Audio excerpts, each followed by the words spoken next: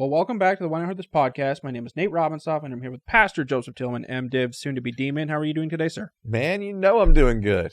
Great. Yeah. Today we are continuing our discussion about purity culture because we didn't talk enough about masturbation and sex and when the right time to do it and for how long to do it and where to do it. Last time, long enough. So we're doing another episode about that. Patreon $5. Like, subscribe, share, comment, download. You can find the podcast on Facebook and Instagram at When I Heard This Podcast, and on X, previously known as Twitter, and locals at When I Heard This. Tell your friends about the episode. We talked about last week how purity culture is wrong, and there is the real way to do Christian sex stuff. So, what is the so I guess we'll start it when hair starts growing. All right. To marriage. Okay. If I'm going to do this the right way. Right way. Yeah. Okay. How would you suggest I get through that period of time? Okay. So not the purity culture way. Right, not the purity culture way, but say I'm supposed to do this the right way. All right. How do I get through it? Say I get married at 25. Okay. What do I do? Okay. Man, that's a big question. Oh, and say I'm like super attractive.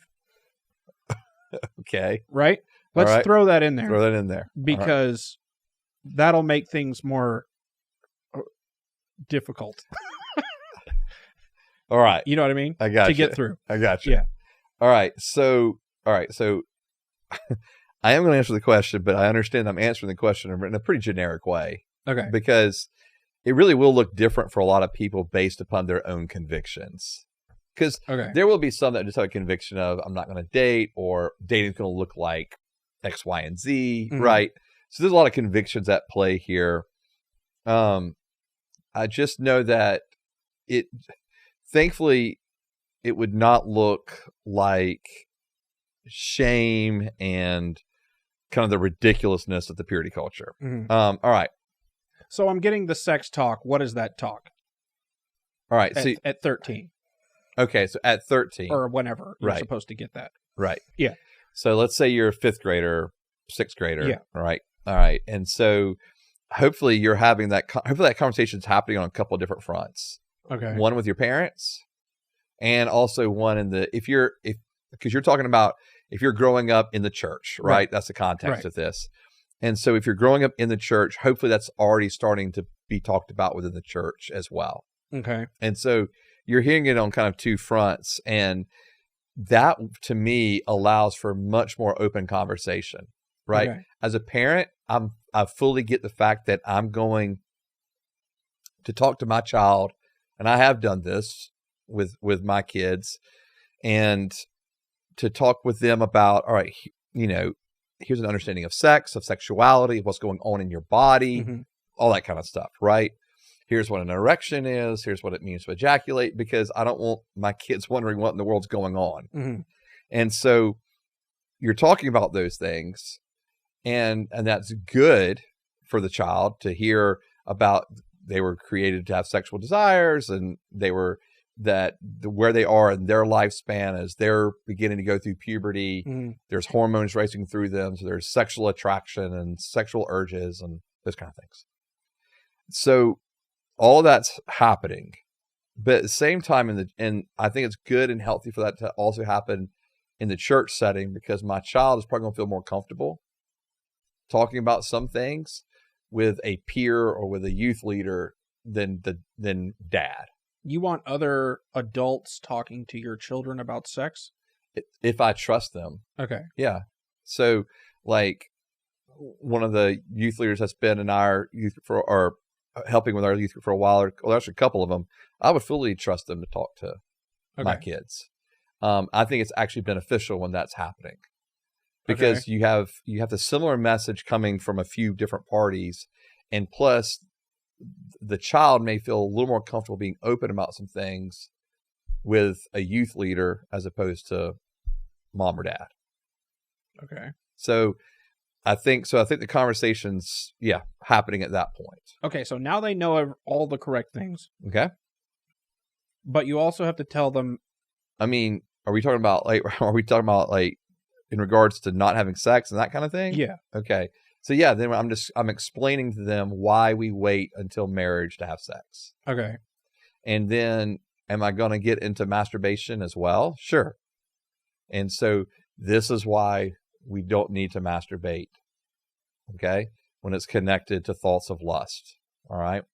And so that conversation's happening. Now, for me, and this is where convictions are going to differ, right, a little bit. For me, my 13-year-old's not going to be dating at that point. Because you don't want them to? Because I don't think at that point it's healthy for dating to occur at 14 years old, as middle school kids.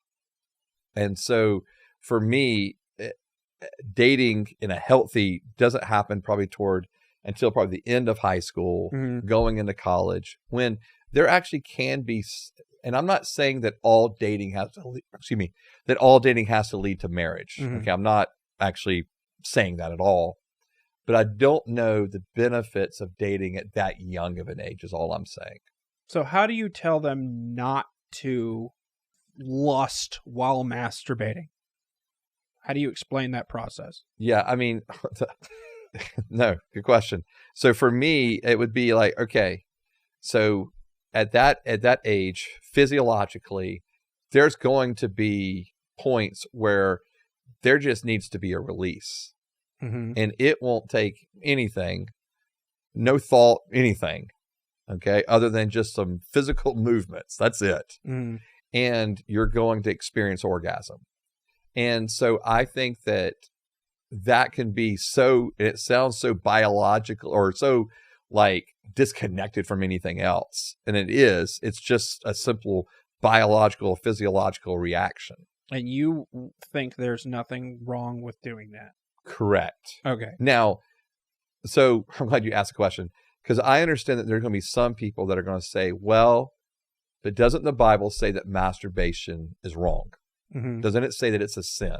Purity culture people would say that. Sure. So what's interesting is masturbation is actually not discussed in Scripture. Never. And so there's a couple of different instances. So nobody in Scripture masturbated? No.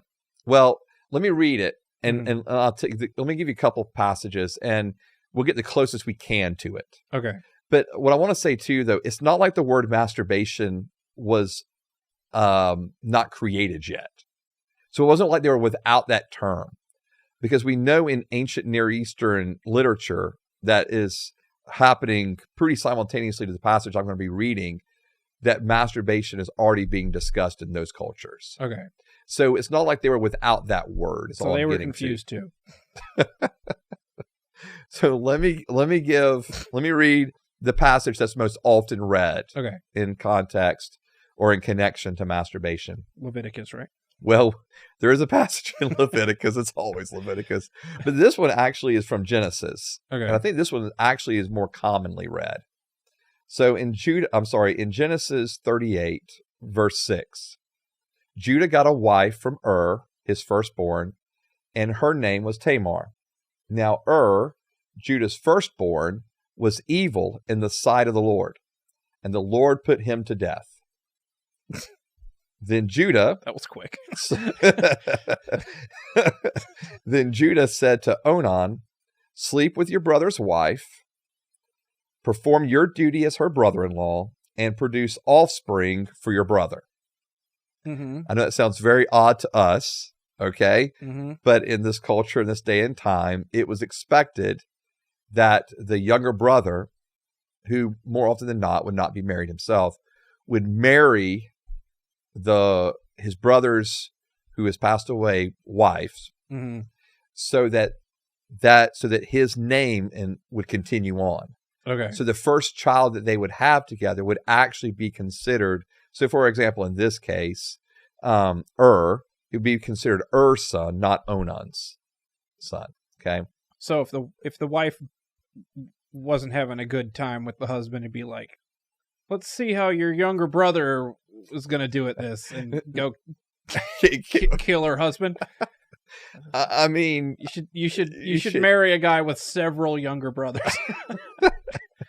Well, part of it actually is the fact that, and we'll see in a story here that there actually is, like, there's times where it continues on, but in this particular one, but Onan knew that the offspring would not be his.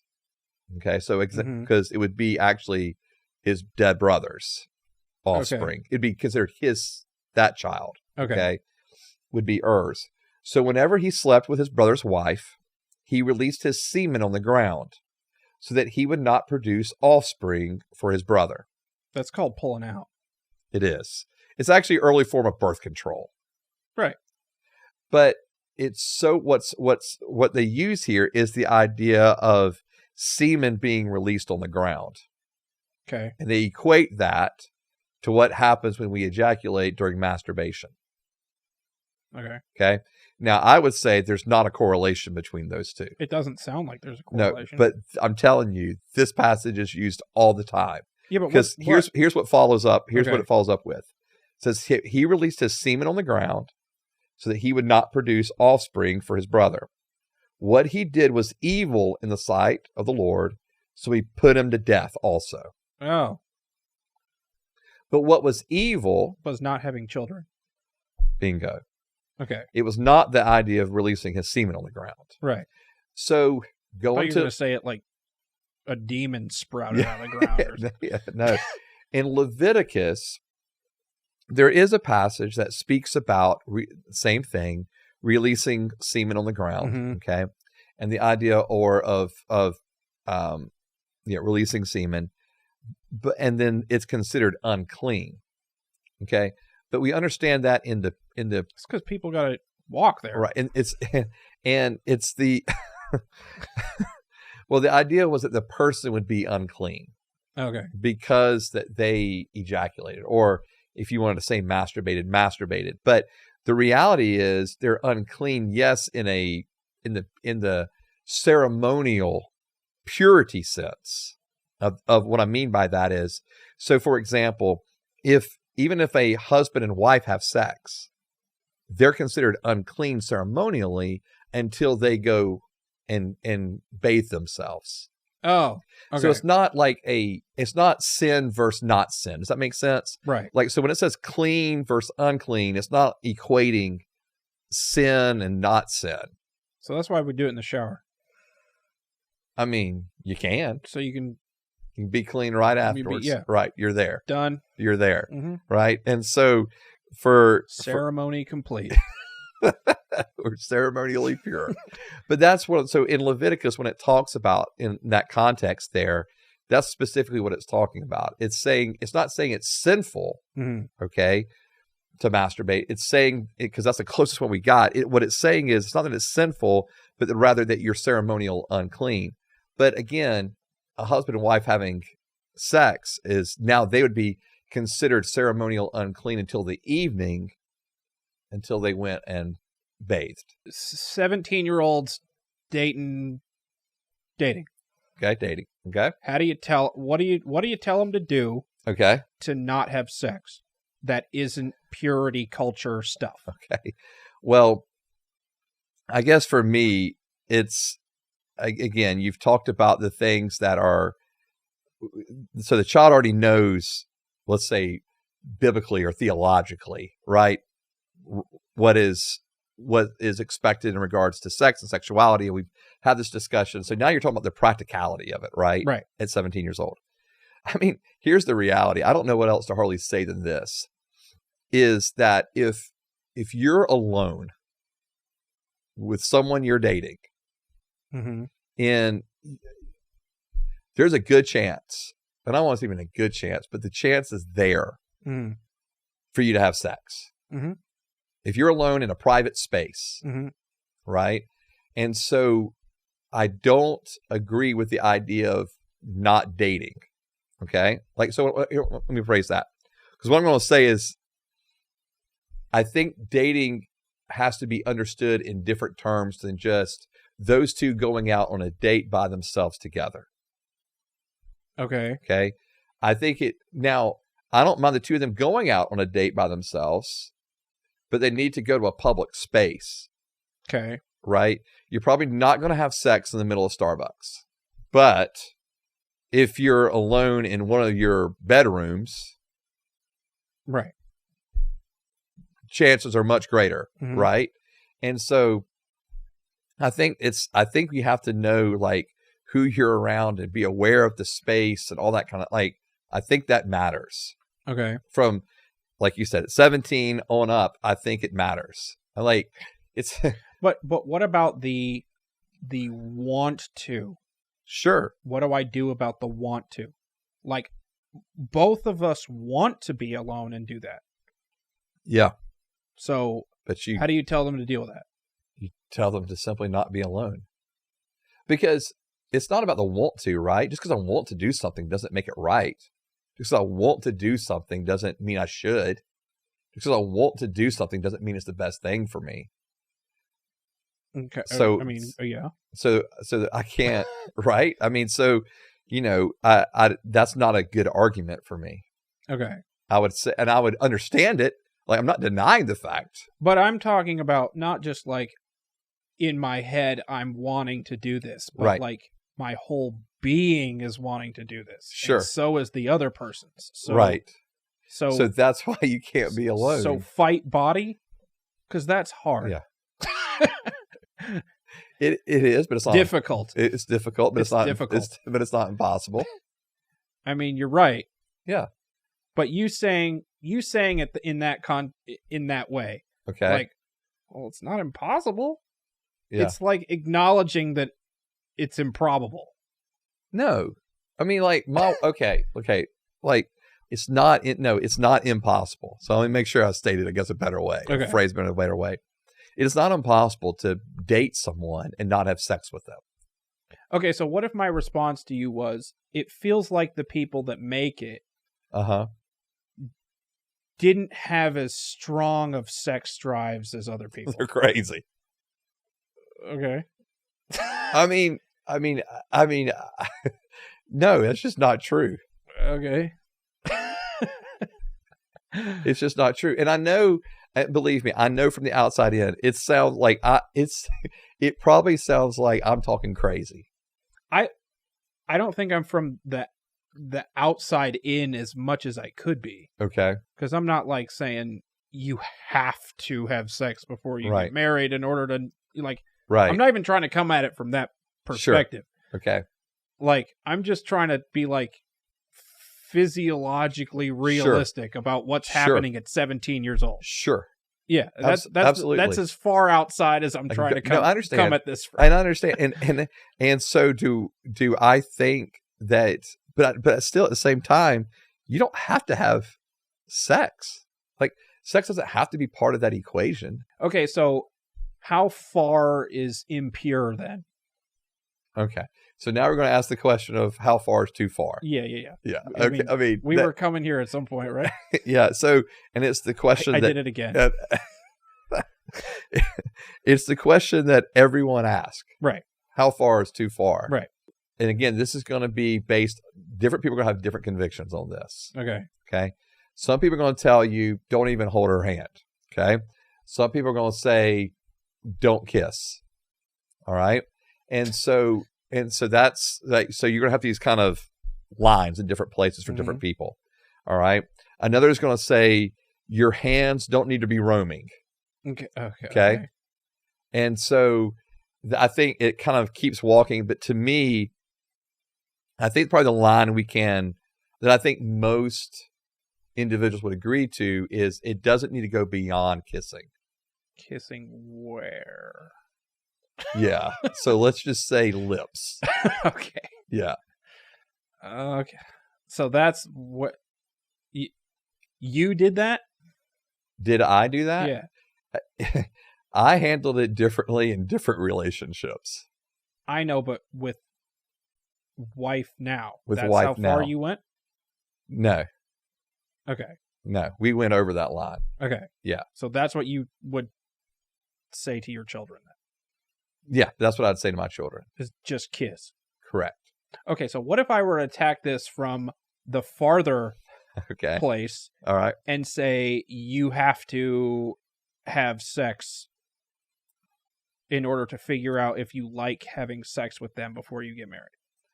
Then I would say you have a really shallow view of marriage. Okay, well, what's the not shallow view of marriage then? Well, because you've made marriage all about if I like sex with that person or not. And I think that's a real shallow way of looking at any kind of relationship, whether it's dating, whether it's whatever. If I'm gauging it just upon sex, I mean, that is a very small sliver of what a relationship is. And so, I mean, I think a relationship is so beyond just the act of sex, right? It's about the fact that I'm communicating with an individual, about the fact that I enjoy spending time with that individual. We get along, that we're able to have, intellectually stimulating conversation, that we're able to have conversations where we just laugh and cut up. We're just, we just literally just enjoy being with each other.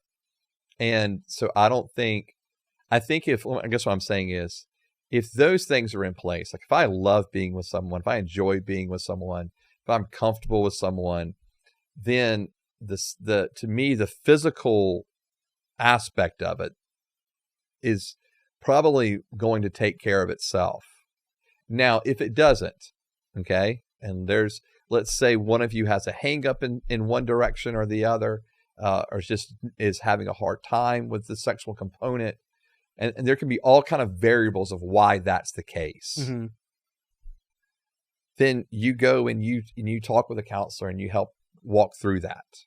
And so, but I just think that marriage again is so much more than just about do we have good sex? Like that's not the point of marriage.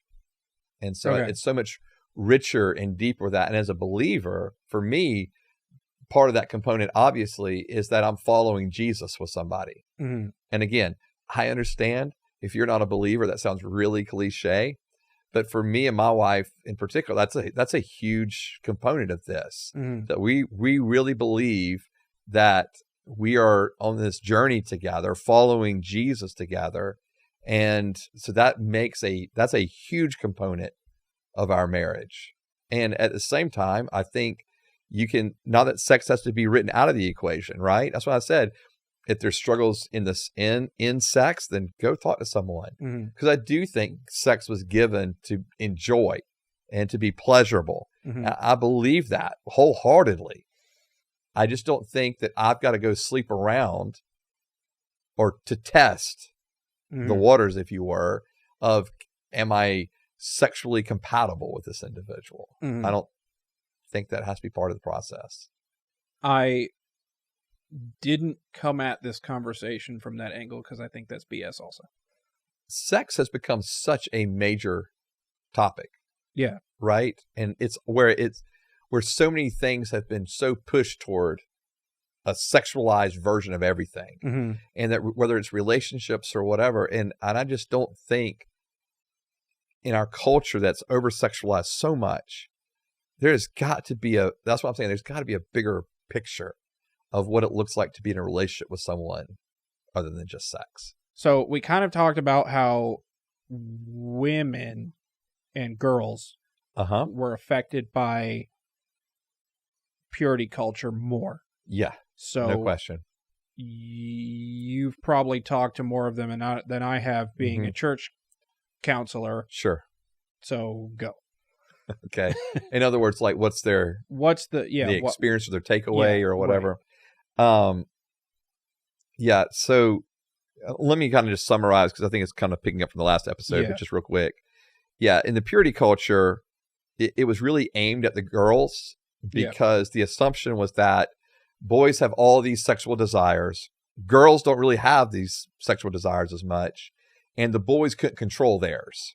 Right. But the girls can control theirs. Mm-hmm. So therefore the girls were basically put in this position of having to protect both themselves and the boy from sex. And so girls had to dress modestly. They had to be careful how they flirted.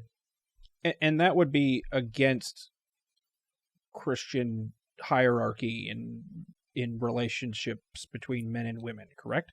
Yeah, absolutely. Like where it's on the woman to be the protector. Yeah, that's like, yeah, roles are flipped in that. Yeah, okay. Yeah, because in Christianity, you would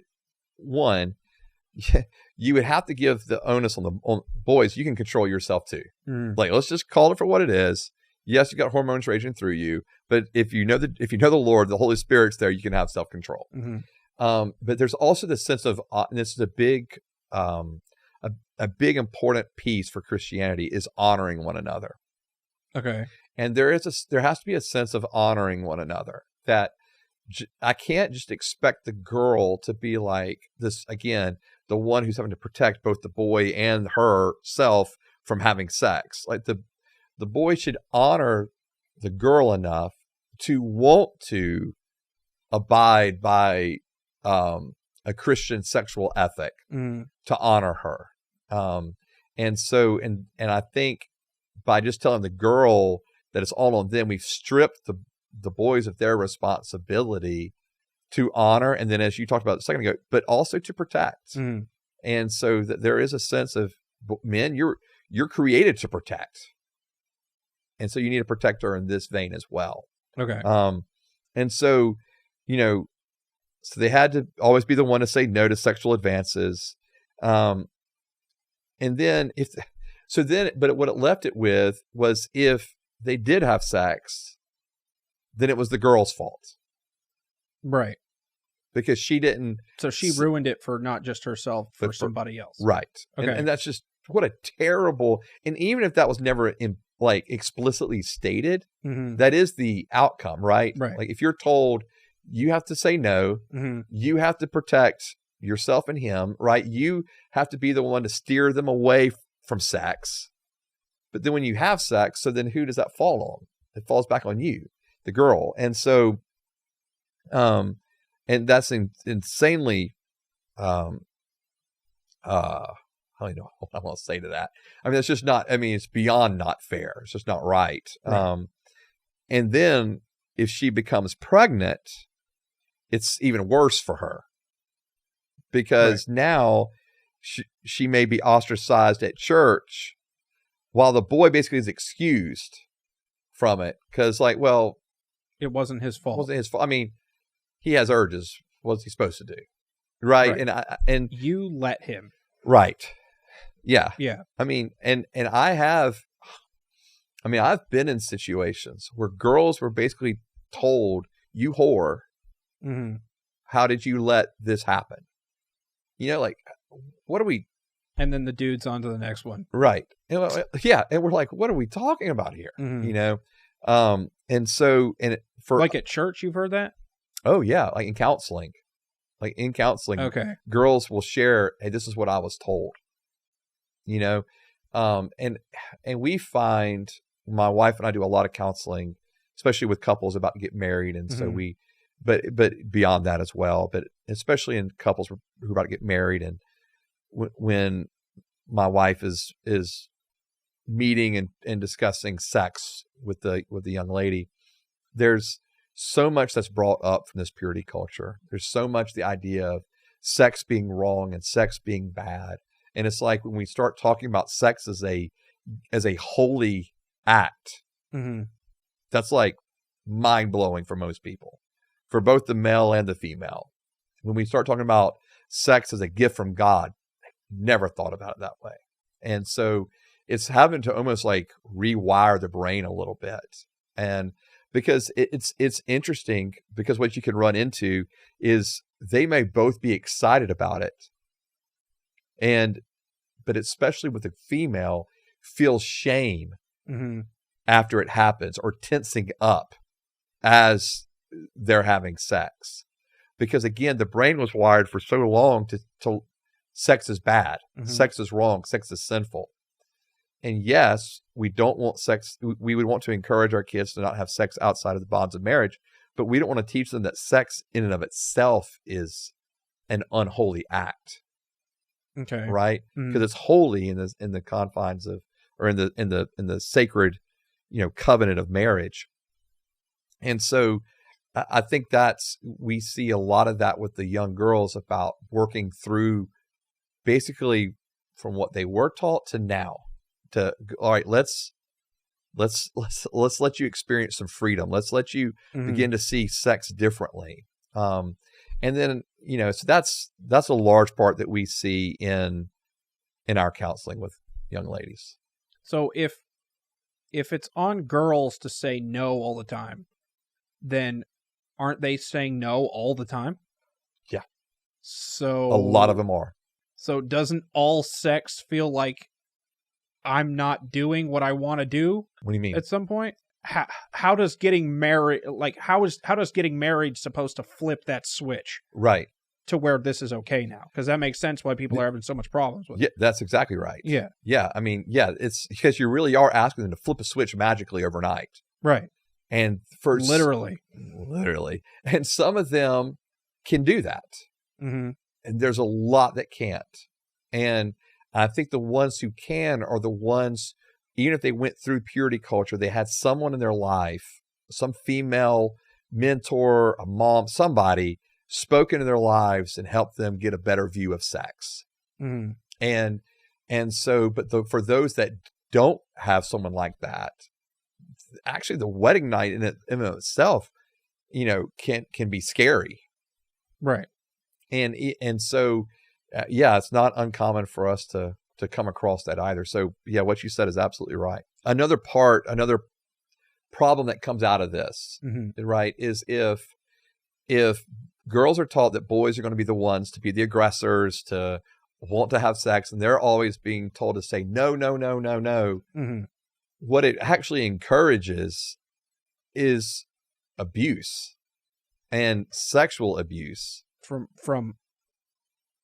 It encourages the male abuse from both people's sides, right? I think what it does, for the male, it lets them off the hook, and so it says, push for it, right? Okay.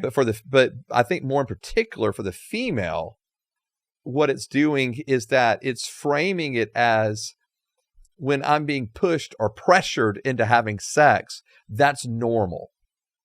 Okay.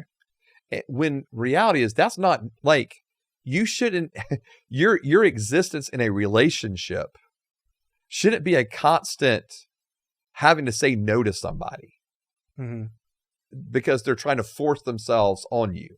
I mean, that's horrible, right? I mean, so you're saying it's just normalizing the saying no behavior. Correct. Okay. And it also is taking away what that no means. Right? Right. Because if we're told, like in kind of modern day society, you're told, hey, if you don't want to engage in an act of sex, say no. Mm-hmm.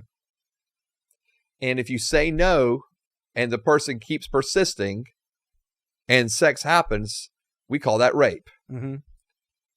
In this culture, purity culture, you're told to keep saying no, keep saying no, keep saying no. And I think there's a lot of girls who finally cave in after a period of time, and it might as well be rape.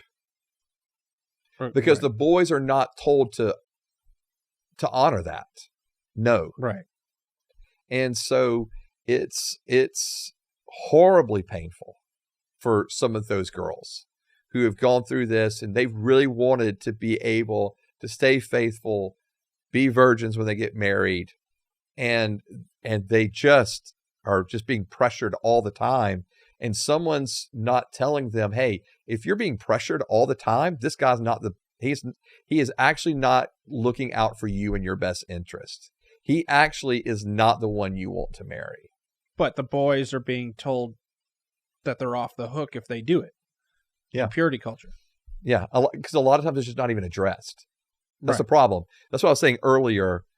One of the problems with purity culture is there's not enough healthy conversation happening. Okay.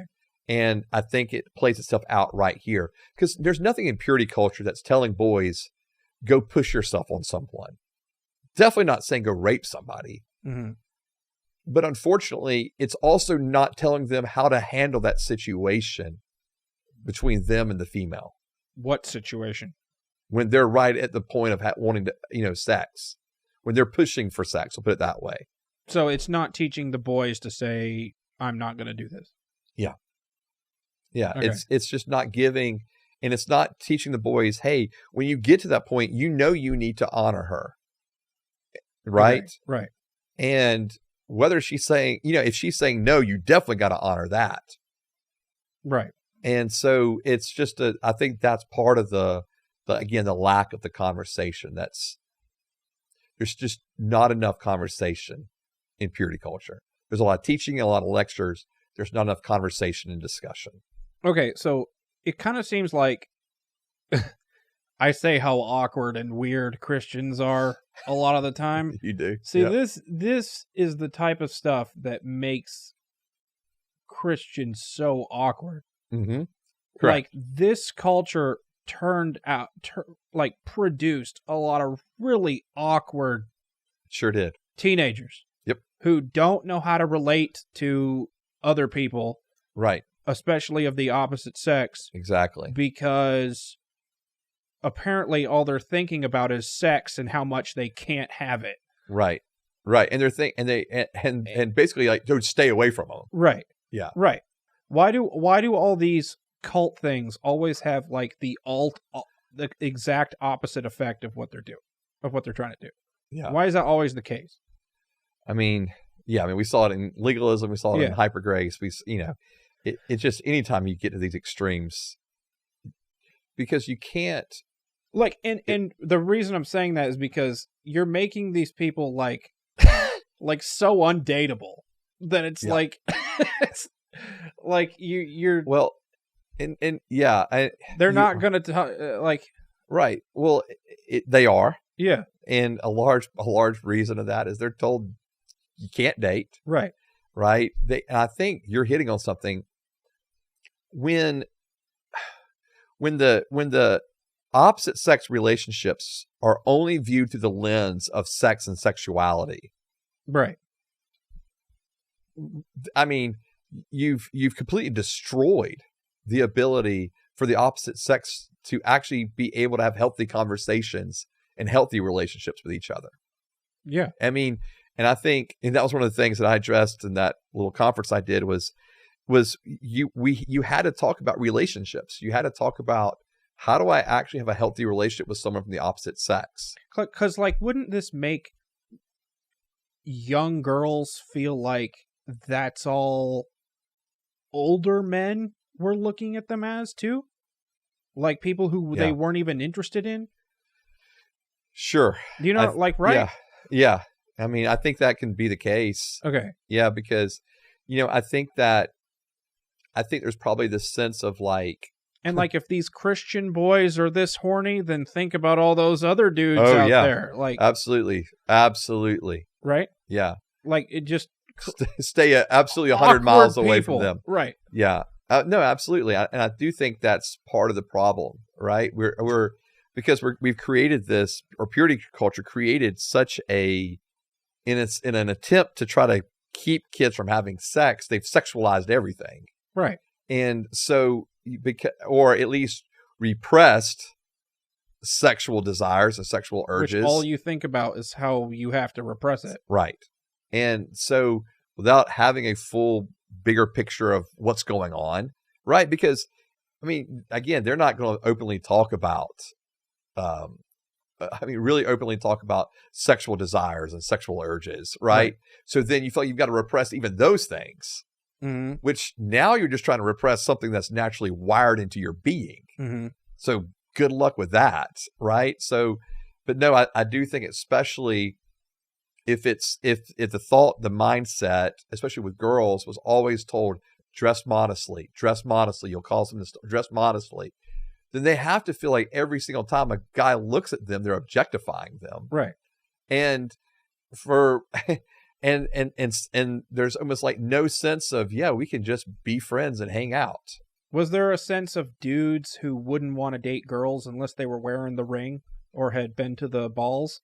Well, if you were wearing the ring, you weren't going to date anyway, more than likely. Or court. Yeah. I don't know. I'll be honest with you. That question I'm not sure about. I just wasn't I wasn't in the culture enough to know. And so because the dudes could be looking at girls outside and being like, they ain't got rings on. That's going to be awkward for me to talk about. To talk to them. Right. I don't want to. No. Yeah, it's fair. Yeah, it's fair. I don't know, because I was just not, in my late teenage years after coming to know Christ, and then, being in college, all that kind of stuff, I wasn't in a church setting like that. All I'm saying is it was creating undateable people that weren't gonna get married. Yeah, so your goal of getting people married as virgins was not happening. Right. Because or it left them undateable, let's say maybe in high school. Mm-hmm. But then if they go off somewhere, whether they're undateable there or it kind of goes the flip side of that. Right. So if I've never explored anything sexually, maybe I'm going to explore everything sexually. Right. And so, well, that's what I know from this. Yeah. Is that people grew up in this and then had sex one time, and then now they're completely the other direction. Yeah. And because especially when you discover that sex is actually pleasurable. Right. Then it's like, well, wait a minute. I forgot about that part of this too. Yeah. Like, well, then wait a minute. Right. If sex is actually pleasurable, and I was told it's bad, wrong, evil, those two things don't compute. Right. So you've got to be honest with teenagers that sex is actually enjoyable. Mm-hmm. And I know that may feel like you're kind of fanning the flame a little bit within them, but you've got to be honest about that. Right. It's true. It's just true. Right. And it helps them see, again, a bigger picture of sex, that sex isn't just for procreation. Sex isn't just to have kids, right? That's not, and it's not just doing the wifely duty once a month or something, right? Sex is supposed to be part of the marriage and its normal rhythms. Mm-hmm. And obviously we understand there's exceptions when there's health issues or things like that. We understand that, but sex is supposed to be an enjoyable part of marriage. And so, it really does sadden me when that's not the case, because couples have experienced a purity culture that has just unfortunately caused them to just view sex in a wrong way. Okay. Another thing I knew about from a lot of Christians was that the second they had sex, when they felt like they weren't supposed to, they were like, we got to get married now. Okay. And then got married and didn't think about anything else about the person other than we had sex one time. Right. And that's a big problem. Have you seen that problem? Yeah, absolutely. And whether it's they had sex one time or whether she got pregnant, right, and now they feel forced into it. And I think that absolutely is there. And this is going to sound crazy to some people. Mm-hmm. But to some people, because some people will say Christians or non-Christians. Christians. Okay. Because some Christians will say, oh, if you have sex, or especially if you have sex and then she gets pregnant, you better marry her. Mm-hmm. And I would, or if you're a girl, you better marry him. Even if you're a girl and you're like, yeah, I'm pregnant, but he's a jerk. Right. Right. Or you already did something stupid. Why pile another stupid thing on top? Right. I actually don't really like him. Yeah.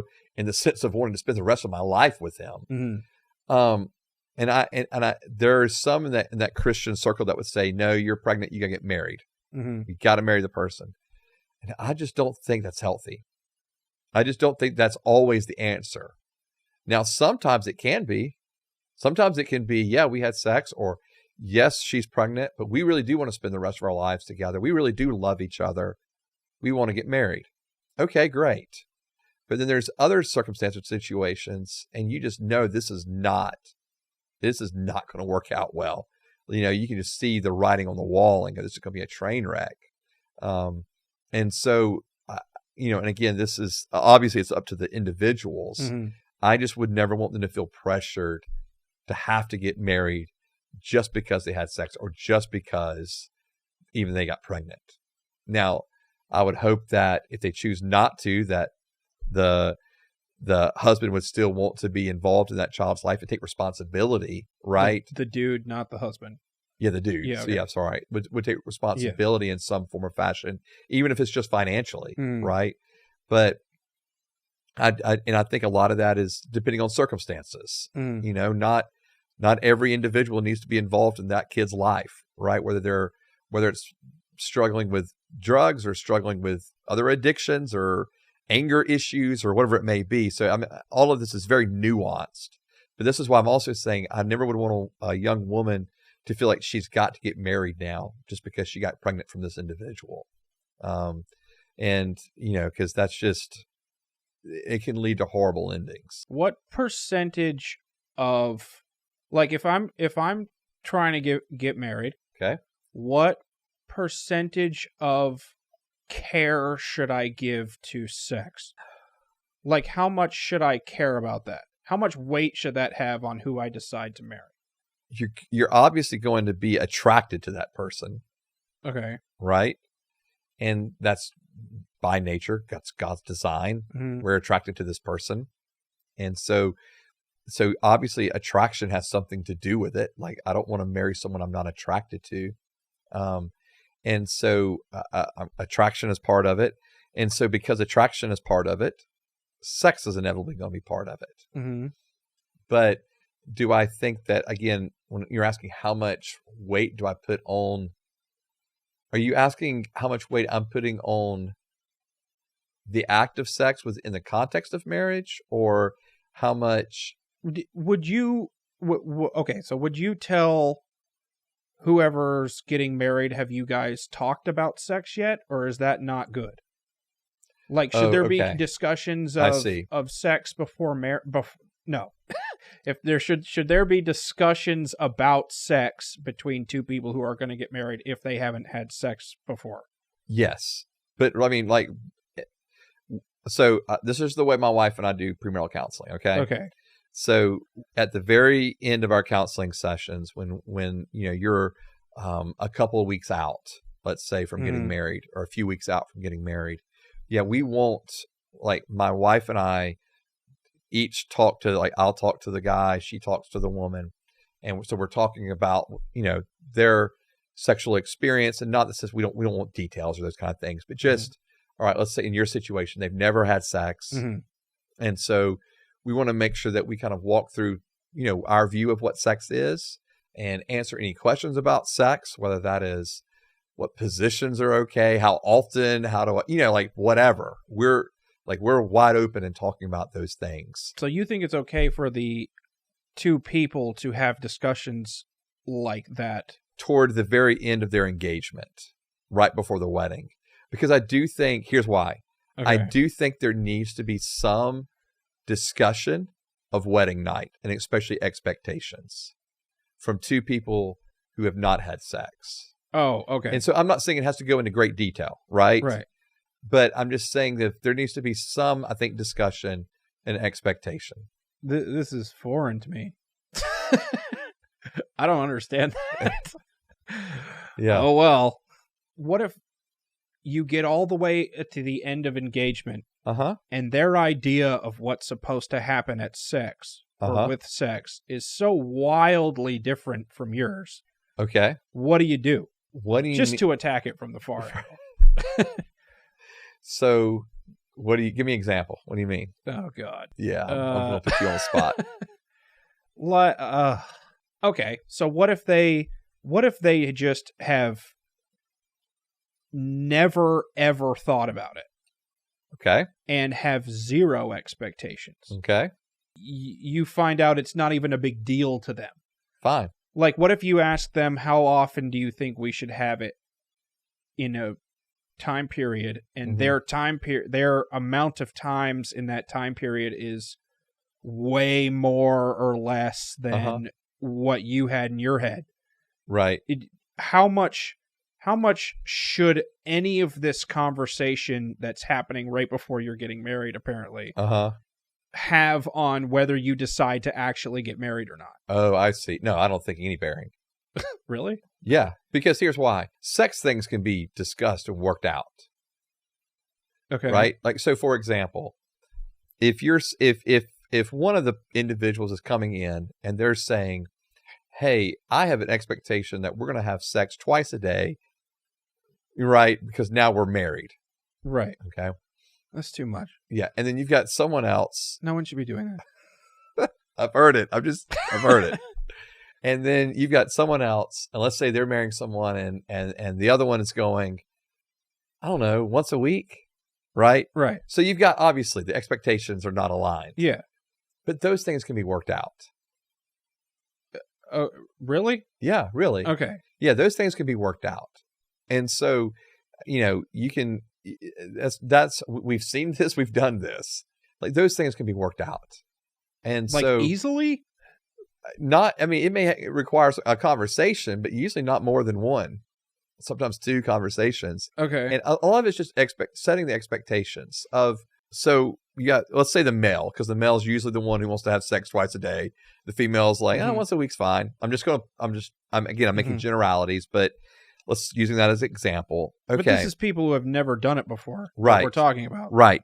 And so you allow them to get, and so you say, well, you know what? Hey, I think probably a more realistic expectation is when y'all get married, it may be 2-3 times a week to start off with, right?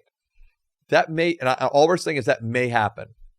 You allow them to get into the marriage, and then they're free to call us if they have issues with it. Okay. And it happens. It happens. What type of issues? Can you name one? Yeah. I mean, like we've counseled several couples that have dealt with the same kind of situation of like one of them wanting sex more often than the other. Okay. And you help them find that place of where both parties actually are satisfied in that. What if it's like the people want to do weird stuff and the other person doesn't want to do weird stuff? Then you don't do weird stuff. Okay, well then how? Okay. How much? Okay, so and let me put it this way. So say I'm coming into a marriage and I want to do weird stuff. Okay. I've been engaged for a year now, dated a year before then, and according to you, we're supposed to have this conversation right before our wedding night, and I'm like, hey, I want to do this really weird thing. Right. And to me, it really matters. What do I do? I guess I would, okay, if I'm talking to you about this, I would say, does it matter more than she does to you? I mean, and so, yeah. I mean, that's the question, right? Right. Does this act of sex matter more to you than the person you're about to marry? The outside looking in would say yes. And then I if that was the case, then I would say y'all don't need to get married. Okay. Right. I mean, because if one individual is saying an act of sex is more important, than the person that he's about to marry, that tells me way more about that person. Okay, so you think that all sexual differences, not biologically, but in the way that the two people think about what's going to be sex in their relationship, all of everything about that can be worked out later. Yes. Because here's what I'm basing this on. Okay. Here's what I'm basing this on. Two things. Because it's not just about the other one person always denying themselves. Okay. So follow me on this. Okay. You mean like, so it's not like, all right, fine, I won't. Right. Okay. So here's the thing. I think it goes both ways for the couples. Okay. So again, I'm going to create the gender stereotypes and say it's the male that wants to do the more crazy stuff, right? Versus the female. So I think there's a reality that for the male that he needs to, I would put it on the male to never do anything that makes his wife feel uncomfortable in bed. Obviously, if it's, against scripture or if it's, that kind of thing. Okay, sure. Not part of it. But we're talking about things that are fully permissible in the context of marriage, and she doesn't feel comfortable, then you don't push that issue. Okay. Mm-hmm. On the other side, the female, and again, we're creating these gender stereotypes, but the female may say, okay, maybe I don't feel comfortable in this. Is it that big? Like, is it that big of a deal that I don't feel uncomfortable? Right. Mm-hmm. Or can I be a servant lover to my husband? And so I think there can, that's what I'm saying. It can kind of go both ways a little bit. Okay. But again, I would never want the woman to feel like she's ever being pressured into something. Okay. It's one thing if she makes the choice in and of herself to say, okay, I'm willing to try this. I might not love the idea, might feel it, but I'm willing to try it, but I don't feel forced or pressured or coerced, but I'm willing to do it because I love my husband. Mm-hmm. And let's say they have that experience and she's like, doesn't really do it for me. I'm not interested in, okay. All I'm thinking about is if you had that conversation earlier, if it mattered to you a lot, you could just be like that could turn you off sooner. But okay. you still think that all of those issues can be resolved. I do. Okay. Because especially if both parties really do, if they say they love the other one and they truly want to love the other one and serve the other one and honor and respect the other one, then I do think those things can be worked out. You're saying that sex is looked at through the lens of the relationship that has been built already. Correct. And I think that may be a different perspective than a lot of people. And me sometimes. Yeah. Where it's sex and then relationship. And I'm saying it's relationship and then sex. Okay, so my last question, I guess, is say I have thought about sex and relationships from a purity culture perspective my whole life. Okay. How do I shift away from that and think about it the correct way? Okay. So first of all, I just want to acknowledge the fact that there's a lot of people who grew up in that purity culture and are asking that very question that you're asking right there. And for some people, it's even to the point of like trauma. Yeah. And so I think that for different individuals, they're going to need to approach it in different ways. For the people where it's like trauma, I would say you need to go talk to a counselor and get help walking through that to get to a healthy space. Find a Christian counselor that can help walk you through that to get to a healthy space.